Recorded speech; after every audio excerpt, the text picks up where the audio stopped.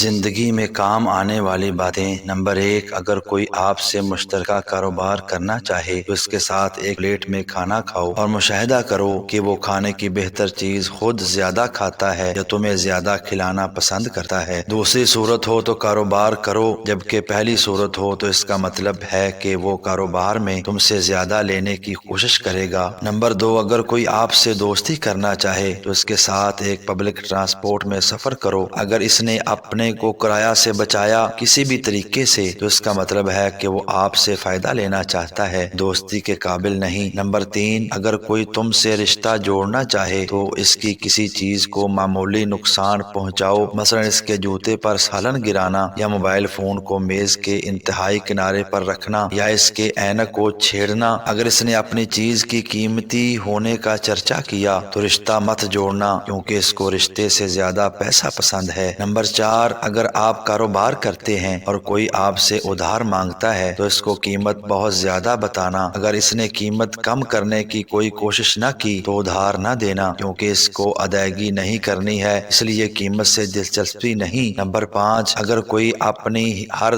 دوسری تیسری بات پر قسم اٹھاتا ہو تو اس کی بات میں ضرور جھوٹ ہوگی، وہ قسمیں اس لیے اٹھاتا ہے اس کو اپنا جھوٹ سچ ثابت کرنا ہوتا ہے۔ نمبر 6، اگر تمہارا کوئی دوست تم سے اپنی کوئی برائی چھپاتا ہے تو آپ اس کو مت بھولیں کہ تم کو سب کچھ معلوم ہے، اگر تم نے ایسا کیا تو پھر وہ اس برائی کو تمہارے سامنے بھی کرے گا۔ نمبر 7، بچوں کو برے کام سے منع کرتے وقت جن، بلا یا جانور سے نہ ڈرانا، کیونکہ جب وہ سمجھ جاتے ہیں کہ وہ چیزیں فرضی تھیں تو وہ برائی واپس شروع کرے گی، بلکہ اللہ سے یا جہنم سے ڈرانا، کیونکہ اس کا تصور تمام عمر ہوتا ہے۔ نمبر 8، بچوں کی ہر غلطی پر سزا نہ دینا، کیونکہ اس سے اس کی ذہنیت ایسی بن جاتی ہے کہ بڑے ہو کر ہر غلطی کرنے والے سے لڑے گا، پھر ساری عمر جھگڑوں میں گزرے گی۔ نمبر 9، اپنے ماں باپ سے اپنے بچوں کے سامنے بہت محتاط رہنا، کیونکہ جو انداز تم اپناتے ہو وہی کل تمہاری اولاد اپنائے گی۔ نمبر 10، معاشرے میں جس کا کوئی کام برا لگے وہ خود نہ کرنا۔ ایسی اچھی اور سبق آموز ویڈیوز دیکھنے کے لیے چینل کو سبسکرائب ضرور کیجیے گا۔ اللہ حافظ۔